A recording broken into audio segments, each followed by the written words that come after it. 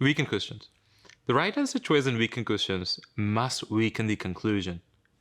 It does not have to destroy the conclusion. Even if it does slight damage, it will do the job. The 4 wrong answers will not weaken the conclusion at all. At Access Prep, we have devised a very effective strategy for weakened questions. Start with identifying the conclusion of the stimulus, as we do in all argument-based questions. Then take soft opposite of the conclusion. Now, the soft opposite technique is what we have really developed. For example, if the conclusion says, the government has been very successful at decreasing the unemployment rate, the soft opposite of this statement will be, the government hasn't necessarily been successful at decreasing the unemployment rate. Okay? So that necessary is keyword in our technique.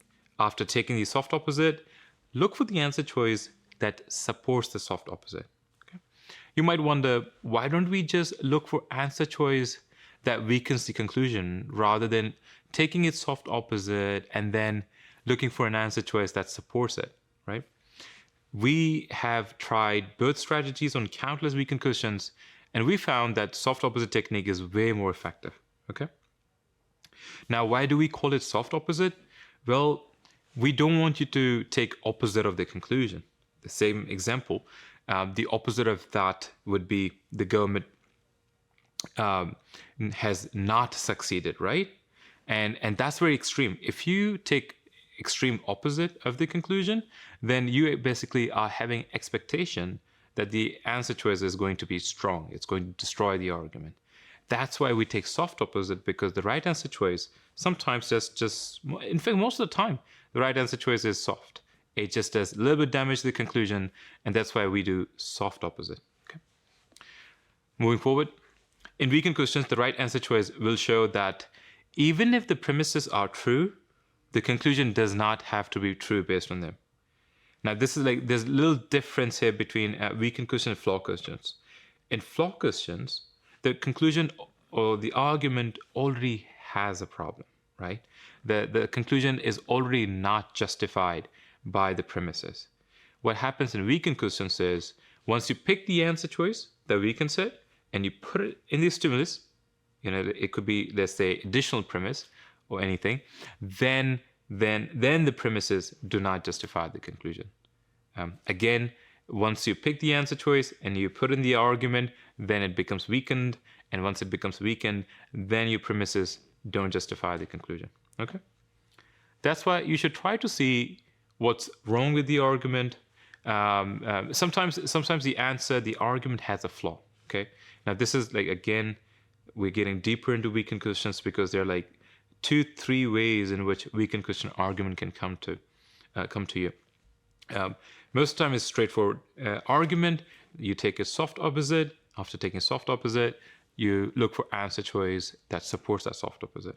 But rarely, but there are many cases, but it's not so common recently, but in the old test you will see it, that the argument in weakened question has a flaw in it. Okay? It has a flaw in it. So how do you weaken an argument which has flaw? Again, it's rare, but we at Access Prep want you to be ready for any kind of situation. So let's say you identify a flaw in the weakened question. How to weaken it? The right answer choice is just going to expose it. That technique of soft opposite applies on this also. But if you do see flaw in weakened question, and if you want to be really prepared for it, just look for answer choice that exposes it. Think about this. Let's say you're representing a client in the court, and the opposition side is the side that you want to weaken. Right? So you're debating with them, you're arguing with them in the courtroom. How do you weaken it? How do you weaken the client who's against your client? How do you do it? What you do is you expose their flaws, right, in front of the judge. You tell judge, this opposition side did this. You're exposing it, right? And that's what happens in weakened question. If there's a flaw, again, which is rare, the right answer choice will expose it. But most of the times, almost I would say 99% of times, it's going to be just simple, good argument. Your task is to weaken it, and then just take the soft opposite, and then look for the answer choice that supports the soft opposite. How that works, I will show you when we move to the questions. But let's let's cover more details about the weakened questions. This phrase, if true, in weakened question and strengthened question, you will see this phrase, if true.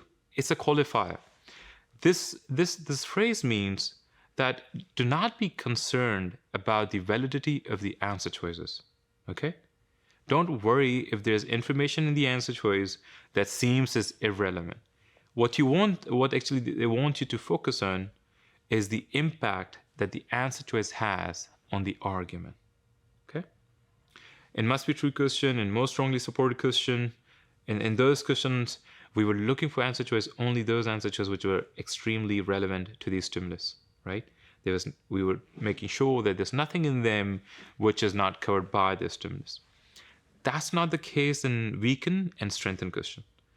In these two question types, the answer choice can have completely new information, but it's still relevant because it has impact on the argument.